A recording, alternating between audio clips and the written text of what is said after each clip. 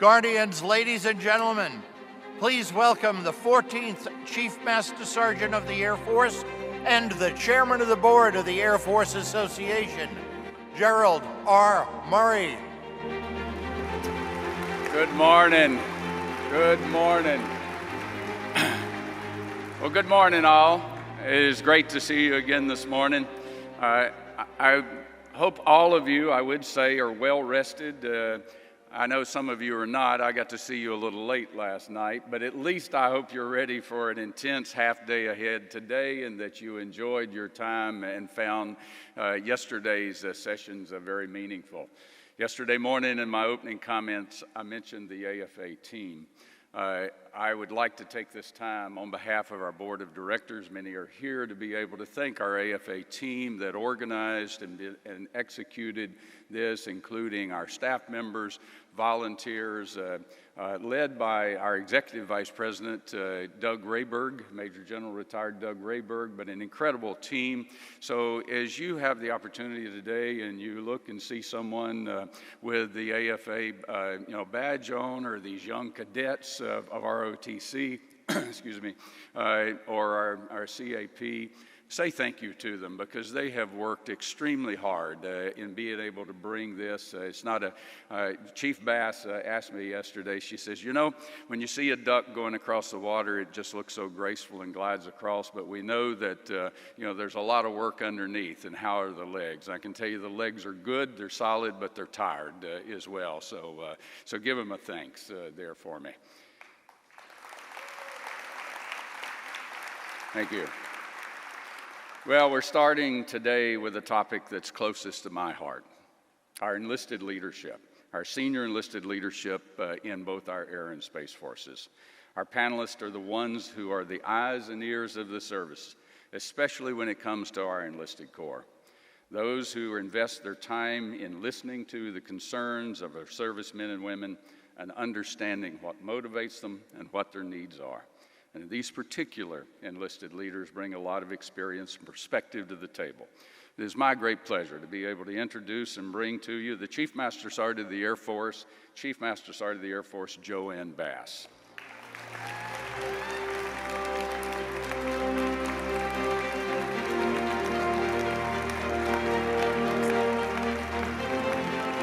And the Chief Master Sergeant of the Space Force, Chief Master Sergeant of the Space Force, Roger Toby Toberman. Toby.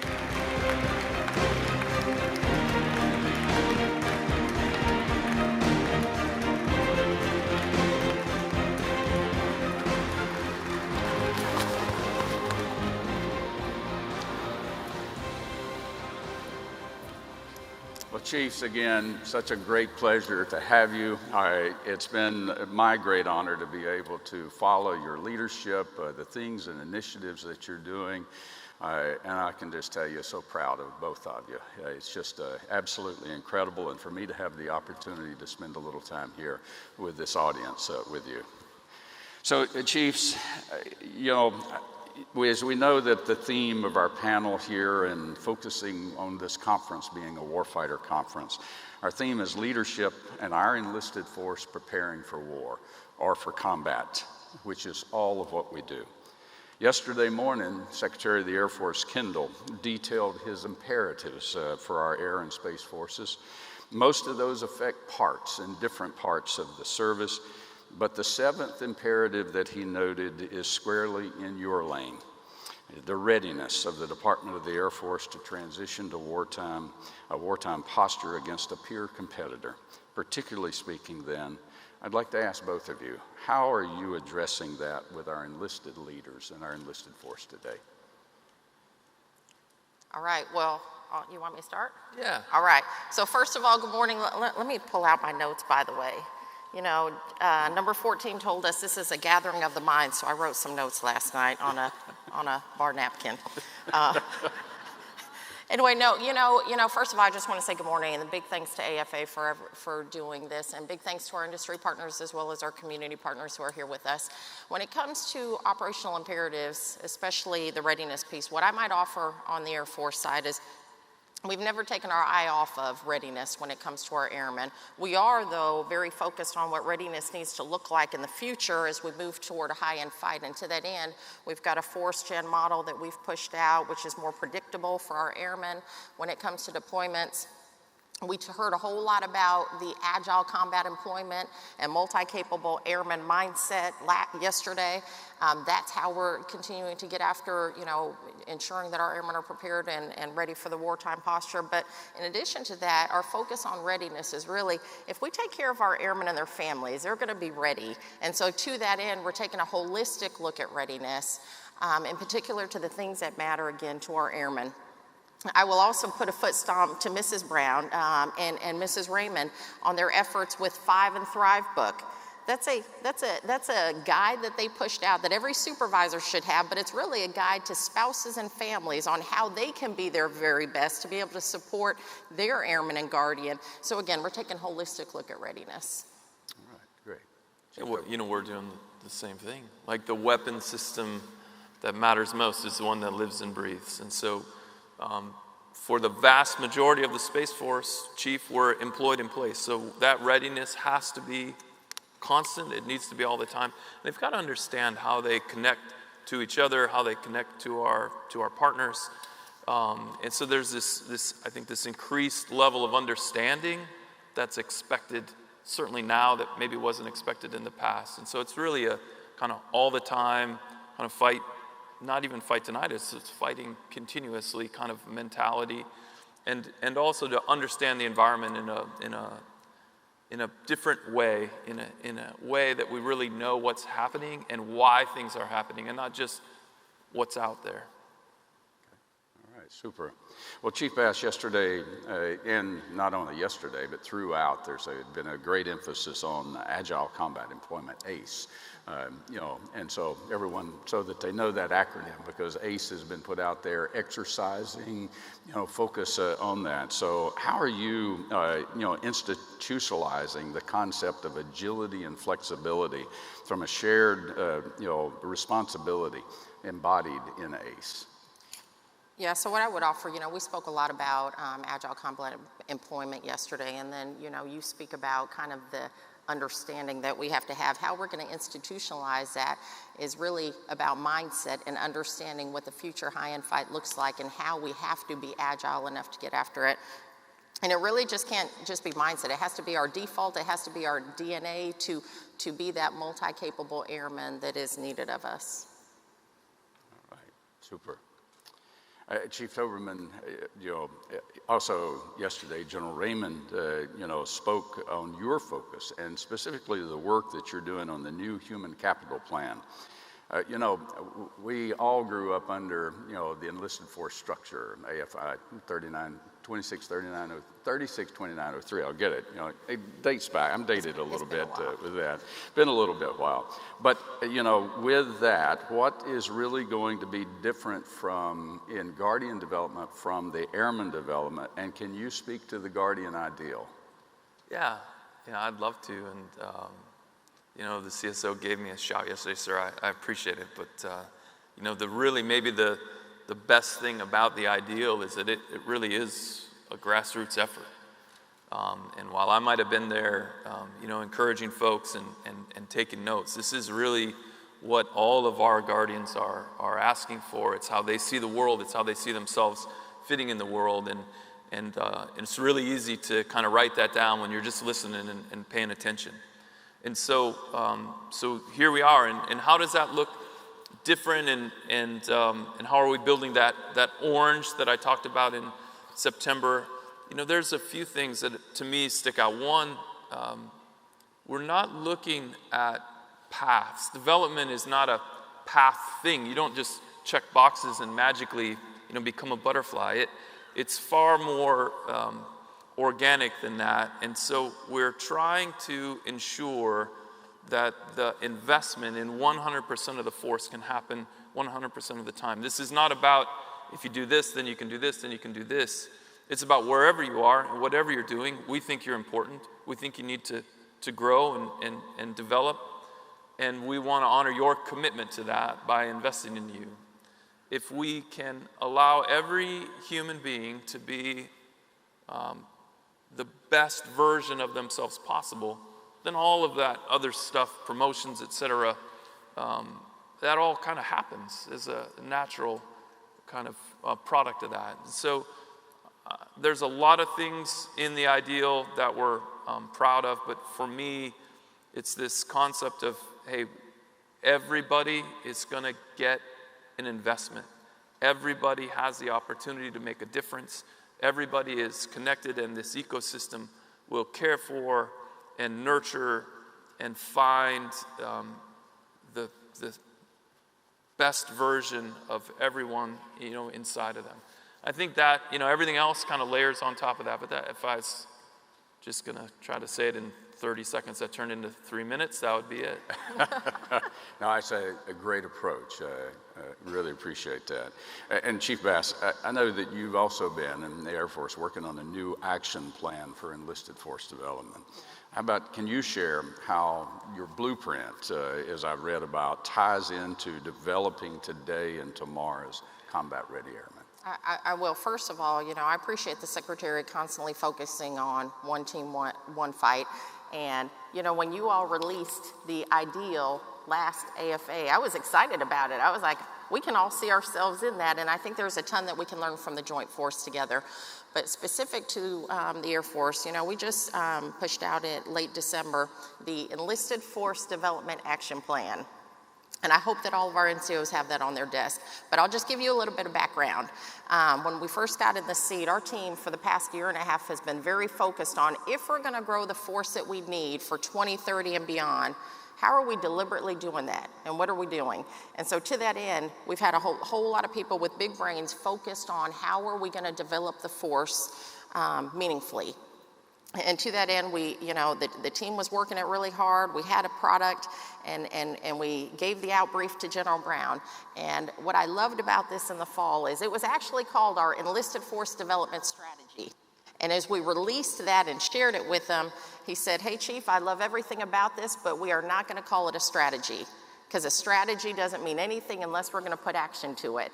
And immediately, we changed it from Enlisted Force Development Strategy of 2030 to the Enlisted Force Development Action Plan. And it has 28 objectives, which really puts us on task on, mostly as an air staff, on how we're going to get after developing the force that we need in the future.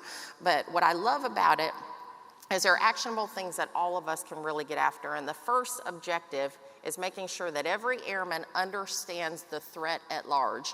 And if they understand that threat, and if they understand the greater purpose of why they wear our nation's cloth, then they'll have that sense of purpose as they move forward.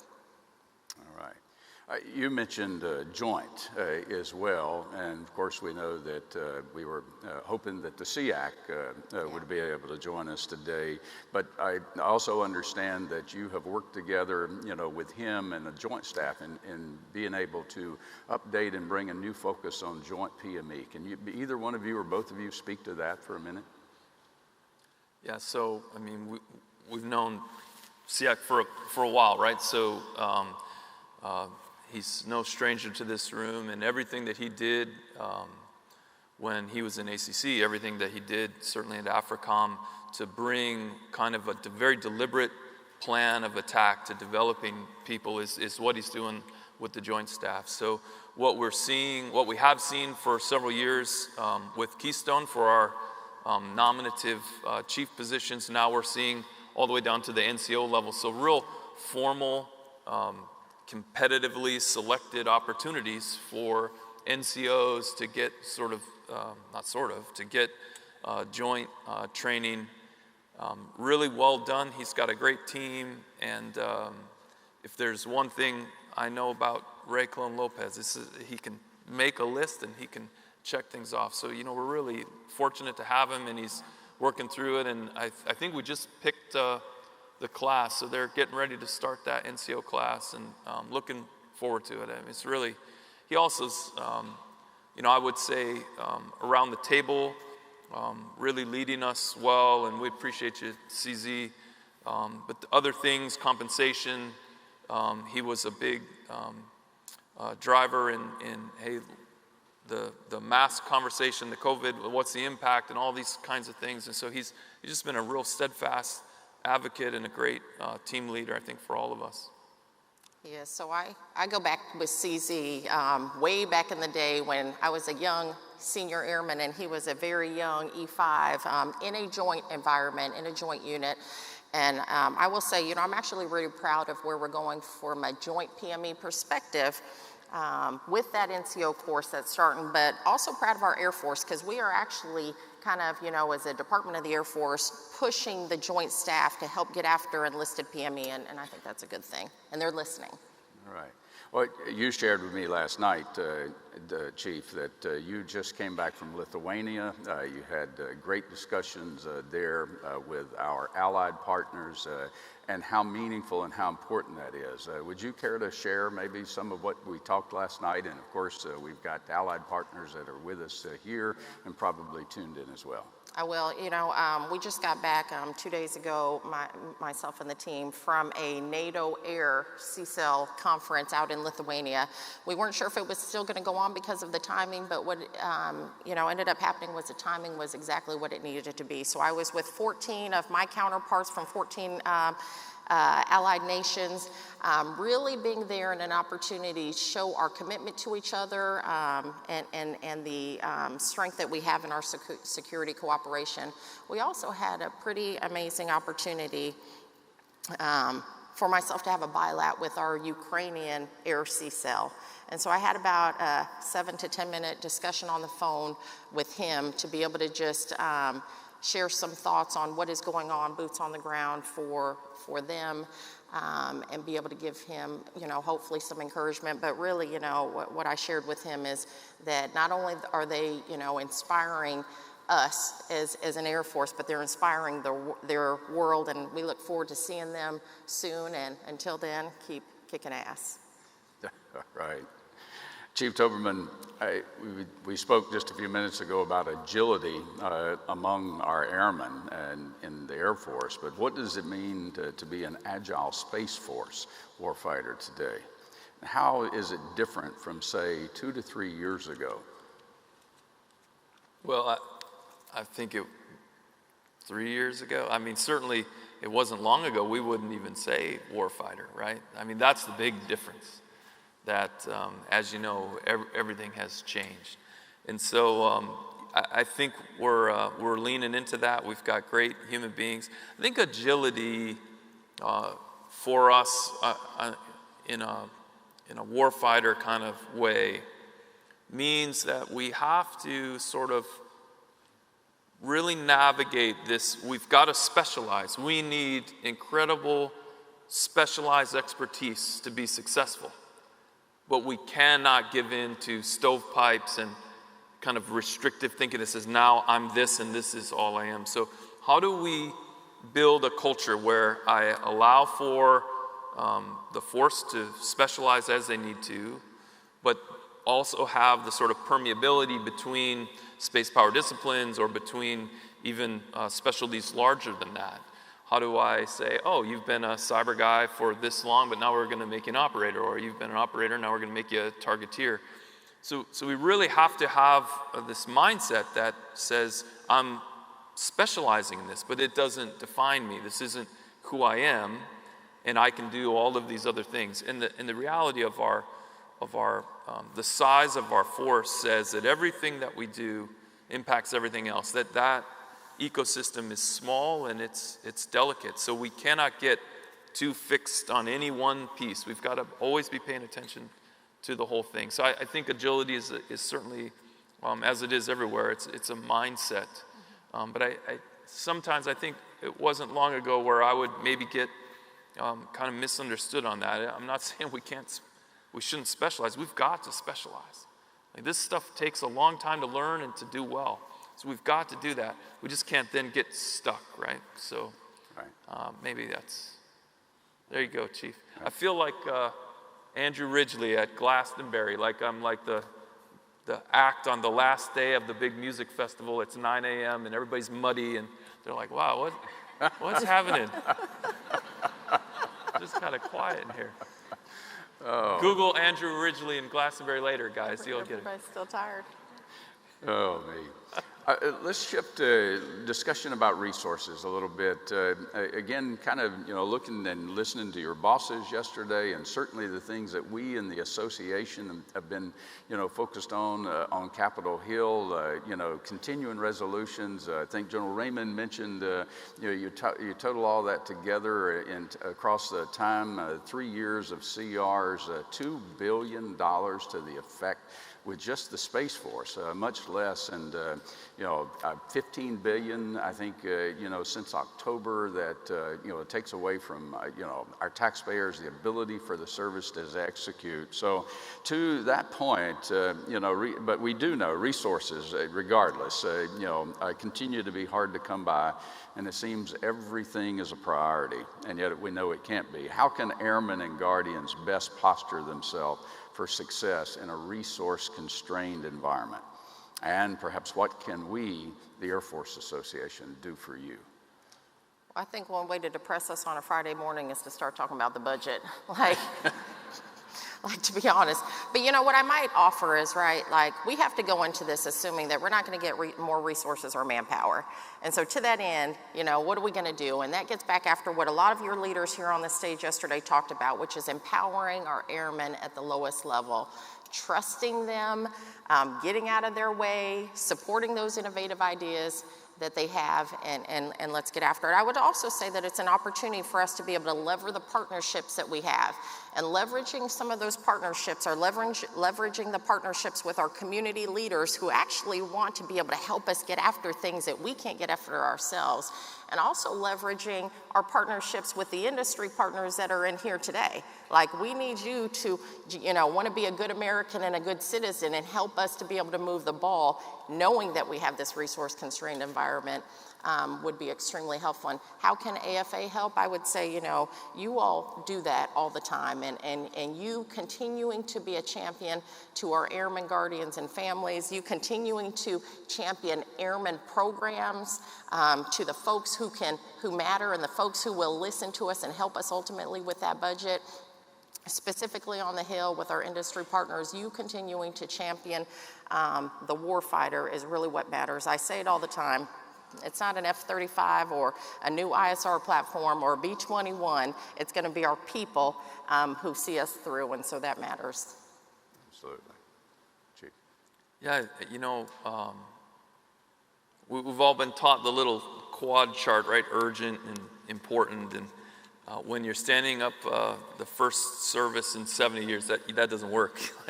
Everything's urgent and everything's important, and we are running so fast and working so hard. And so, to me, in particular, our core values of connection and courage come to mind when dealing with this constrained resources. Because the environment is not such that any echelon above you necessarily is going to realize that they've given you more work to do than you can do.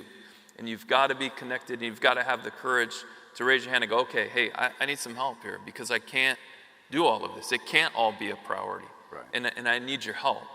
I think sometimes this, don't bring me problems, bring me solutions, or, solve everything at the lowest level. There's really well-intentioned cliches that we all know that I think do a lot of damage if we understand them incorrectly. There is no shame in saying, hey, I actually don't know how you expect me to get this done with the resources I have. Can you help me out? Yeah. We've got to have the courage to have those conversations at every single level. And then we have to just continue to empower the incredibly talented, incredibly capable human beings in our charge.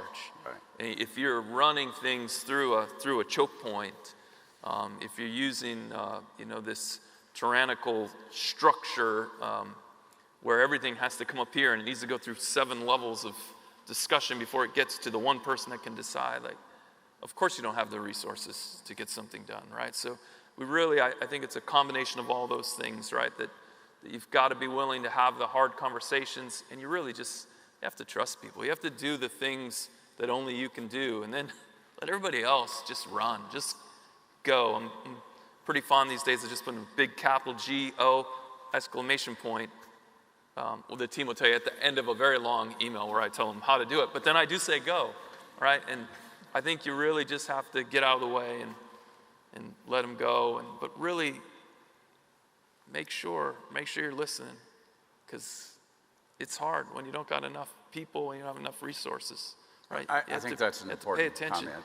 5,000, I think today, growing to 8,500. But to think about what the mission is, the comments, and even I was kind of stunned, yesterday listening to General Raymond, General Salzman, and others. Just the number of satellites that are being launched that are there for your control, the desire of all the combatant commanders to have space embedded in those and across the services. I mean, it does amaze me, and it's no different than the size, the smallest Air Force that we have, almost in history today as well, and yet the demand across the services, and so. And that's to the second part of your question. That's something that AFA can continue to do for us as well. Just keep telling that story, right? It is. It's less than 7,000 uniformed personnel today, about another 7,000 civilians, which we always, right? They're guardians as well. Everywhere you go, right? If you used Waze today or listened to Sirius XM or check the weather, you're welcome, right? You're welcome. We gotta make sure that every American understands how space is baked into their very existence, and that how modernity depends on that domain being safe, and that unfettered access to and freedom of maneuver is critical to our modern way of life in every single way. So the more people telling that story, especially outside of the echo chambers in which we normally exist, it's all goodness. So we appreciate you just telling the story. Absolutely. That's what we're here for. All right, I know something that we've also discussed and a lot of people have as well, but for both of you, dealing with social media. In times of social media trolls, fake news, cyber attacks, how does leadership have to change or adapt to what we see and what we deal with in media today? Oh, social media. So General Brown spoke yesterday and said he didn't even have an email account, right? Like, I didn't have an email account when I first came in. And what's interesting is I didn't even know what a troll was until I got in this position. I didn't. I asked Well, you know now. I know now. My PA told me, he's like, Chief, swarms of trolls. I'm like, swarms, But anyway, okay, what are we talking about? Here's what I've learned when it comes to the information era that we're in and the information domain that we're in. Like, information warfare is a thing, and we all have to understand that as leaders, and we have to educate ourselves. We have to educate the force. What I've learned in the past several years also is typically online behavior reflects your offline character. Just think about that for a minute. So to that end, we have to understand this information domain we're in. We have to hold ourselves accountable. Our airmen are pretty good at understanding right and left boundaries and understanding respect when it comes to in uniform, out of uniform, on duty, off duty. We haven't necessarily codified it online and offline. Actually, we did. Myself and General Brown pushed out a memo to the force on the expected behavior when it comes to online. And so just understanding the information environment for ourselves, I think, is extremely important. Understand the information environment and how it's being used strategically is also very important. And we've seen that play out through many things, including current events. And so I would offer, we've all got to do our part in educating ourselves and educating our families in it. Yeah, we can clap. Yeah. We can clap. It's changed so much. I remember as a new command chief, Air Force command chief in 2013, being told, stay off. Just don't go there. And I can't even imagine that today. I can't imagine ignoring this incredibly powerful tool, but also this reality. We grew up being taught to go to the DFAC, to go to the dormitories, because that's where young people lived, right? That's where they lived. And you need to go there and you need to see it. You need to be with them. Well, they live in social media now. And we've got to go there and we've got to see it and we've got to be there with them. I think that, to be successful, you need to, like anywhere else, you need to do more listening, more receiving than sending. You need to be genuine to who you are. And all of us should just kind of live by the motto to question everything.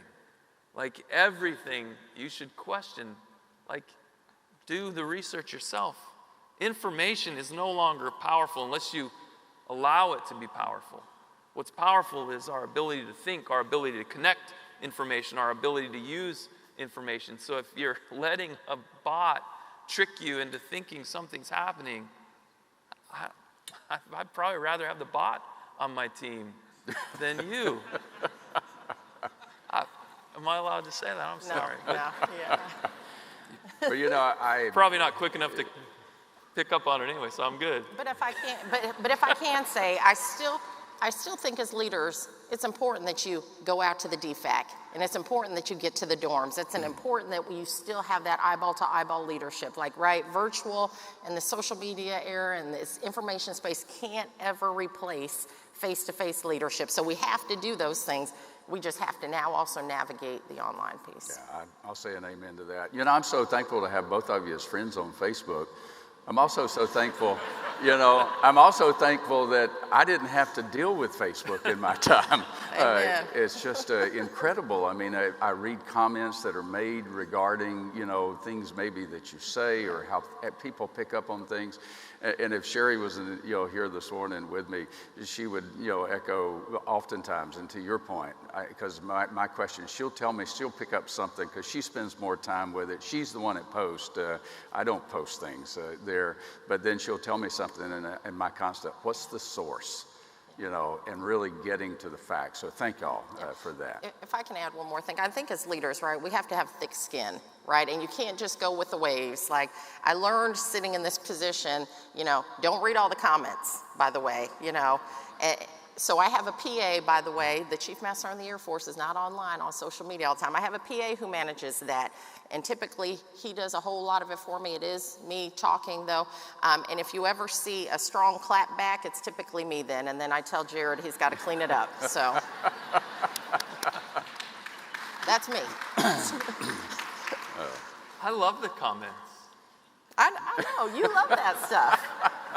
I love the memes. I love the memes, too. The memes are funny. There's a couple funny meme people out there. As long as you're not mean about it, right? Like I think the IT memes are hilarious. I sent some of the memes to General Brown, by the way, and I'm like, sir, we've become a meme. So yeah. So I haven't told the CSO yet, but they've been bouncing around the Semper Soon meme because they're impatient. Folks are impatient. But yesterday, sir, with your announcements this week, there's a new meme, Semper Satisfied, which I'm super excited about. Yeah. This is bouncing around Reddit last night. So. Oh.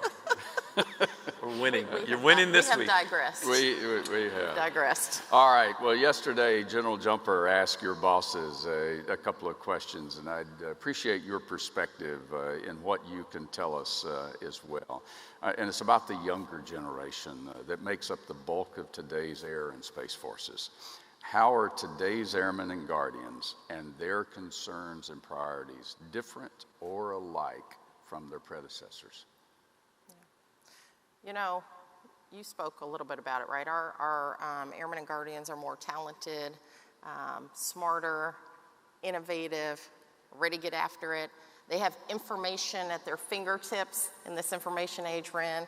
Many have an attention span of 8 seconds. And many just want to have beards. So that's...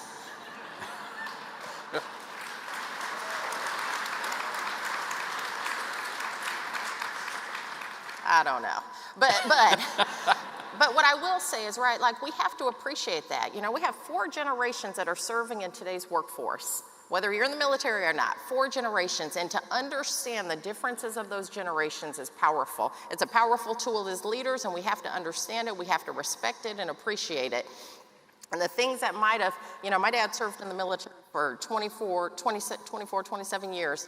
And for, the things that led him to continue serving is very different that's going to lead my 21-year-old. And so we have to value and appreciate that. And we have a whole lot of things we've got to get after on the people side of things, on the people programs, the processes, and the policies to be able to get after what Dr. Schmidt talked about, which is to be able to retain the talent that we need in 2030. We've got to understand the differences in generation. Yeah. I think there's a couple really fascinating things that when I look at young people, that if you don't look closely, maybe you don't see. And one is how service-oriented they are. They're very, very willing to help and to contribute. And so how do we, tap into that? They're just so connected. And we really have to make sure that we're capitalizing on that because there's great power in that. And then the last thing is that they outnumber us, by the way. I mean, you guys know that, right? And you boomers aren't eating well. You're not exercising well. You're dying out. They really are outnumbering us. And they have to be dealt with. They won't be ignored. They're in charge. The millennials are in charge. And they want to know why. They won't do things because you told them to. They want to understand. We talked about information. For all the information in all the history of the world is in the palm of their hands. They're not interested in you quoting a rule to them. They want to understand. They want to know why. And so they have to be led through that lens. Through a lens that says, let me give you all the information, all the reason, all the why. I tell our chiefs all the time, I'm like, I do not want chiefs in the business of sharing information because they can get the information. Chiefs have to be in the business of sharing the why, the reason. And all leaders have to do that. We've got to share the deeper, nuanced meanings of what we're asking them to do because they need it. Right. They can Google the rule. They can, and they work with speeds of clicks, and you're right, and how information comes at them and they gain it. So maybe Chief Basta, how do you then help many of the airmen that are working on older, antiquated equipment, doesn't have the latest technology? I think even in the Space Force that you've got that they're so adapted to with their iPhone and things, from that are outside the military. How do you help them adapt to that and understand that? Some of it's resources, but it goes back to, again, making sure that our younger generation, understands that and can help us get there faster. Yeah. I think first you're open and honest. You can't pretend something's high tech that's clearly not, right? And so I think you have to kind of own that and have an honest discussion and explain that why, right? Yeah. And then involve them in the solution. We've got 50, which doesn't sound like a lot, but in a population of 7,000, we've got 51 what we're calling super coders now. We've got 2 data analysts that we've brought through the program. We've got 27 others in training at the moment. So, very quickly, 70 out of 7,000 is no small percentage that have some pretty high-end digital capabilities. And so we're really, I think that's the answer, is to not pretend that something's awesome that isn't, and then involve them in the fix. I think if I can add one more thing, right? Like, it's always interesting because our airmen always say, like, I wonder if our leaders know. I wonder if our leaders understand the challenges we have. And I'm like, yes, we do. And we share those challenges, right? Like, we're frustrated with the IT systems that we have. I mean, beyond belief. Like, as many times as you have to add in your PIN, I have to do that too. Like, I send stuff home to my phone or my whatever so that I can actually watch, whatever I need to watch because I can't do it on my, so we share in those frustrations, but the privilege that we have is our opportunity to be able to sit in the room with our senior leaders who are having those very tough budget discussions and to watch it play out, and to know that our senior leaders are fighting for those discussions. And where I'm encouraged is, we've made a stance on here is the foundational things that we have got to make sure that we are funding. And cyber and IT is one of those things. Airman programs is one of those things. We have to start to fund the foundation of what makes our Air Force move out, because we can't modernize if the foundation is not where it needs to be. Absolutely. Well, Chiefs, we've got just a few minutes left. A lot of airmen and guardians out here, and I also listening to you. We were told that there's about 5,000 registered for the conference, both here and out in the audience. But maybe a little bit of insight to each of you, because as you spoke, you have to have your view on so much, so wide across the force and involved in and all. How do you, and perhaps can you speak to your priorities? What's in that inbox? What's on the scope? What is then, as you look longer range? And how do you organize and compartmentalize and work that? You're far more organized than me. You should start. With your notes. With my notes. What's interesting to me is my team tries to always keep me in check, right? So y'all need to give it up to Team 19 because because I come back from, yes, give it up to Team 19. They remind me that everything can't be a priority, right? Because I'm pretty fiery, and I come back and I'm in the Pentagon and I'm like, we need to get after this and we got to get after this, and I have a whole lot of priorities, but I also have to be realist. Like, what are we going to be able to get after? I will tell you that I don't think there's a thing that matters to our airmen or their families that we're not looking at. Like, nothing. What matters to our airmen and families matters to us. And so we are taking a deep, hard look at promotions, evaluations, how we do assignments, how we actually manage the talent. Again, I keep talking about Dr. Schmidt because I very much appreciated, his perspective on talent, because I'm focused on how do we retain the talent that we need in 2030. Well, it's not going to be because of policies and processes from 1990s and early 2000s. We've got to change and get after all of those things. So lots of focus items there for this year particularly. We'll make some changes on the enlisted evaluation system. I am hopeful that we are actually going to digitalize WAPS testing. Like, it is 2022. If we can't get out of taking a number 2 pencil into promotion tests, something is wrong. Sorry, boss. But we have got to modernize some things. And then, oh, by the way, there's some assignment, when it comes to assignment policies, we've had an assignment working group focused on that. We haven't taken a holistic look at how we manage assignments since the 90s. Today's military family looks very different, and so we have a whole lot of things that we can actually do for free by changing some of our policies. We'll roll some of those things out this year as well. That's a lot of stuff. It's a lot of stuff. I don't know if we'll get to it.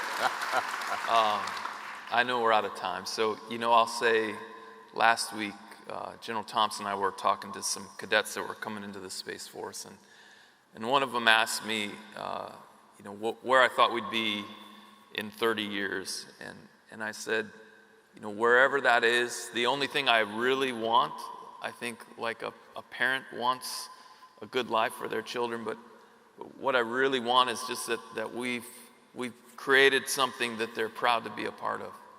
And so, my priority every day is to remember that there's 7,000 folks in uniform, another 7,000 who aren't, and then their professional progeny for 15 generations. That I'm just trying to make sure that we don't make a mistake, that we build a service that they're proud of. Because if we can do that, and if we can deliver an experience that they want to be a part of, they'll win the war. That's the easy part. Ops is easy. People are hard. Yeah.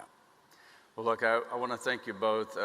Chief Bass, thank you for noting, 5 and Thrive.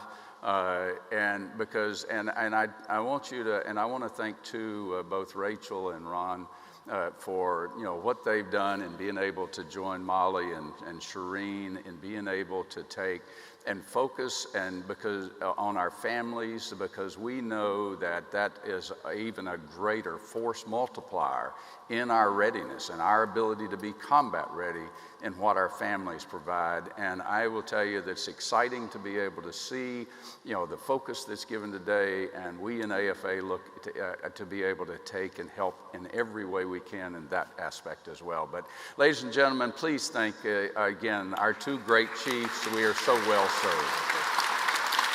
Thank you. That's fun. Yes, indeed. It was indeed. Thank you. Absolutely.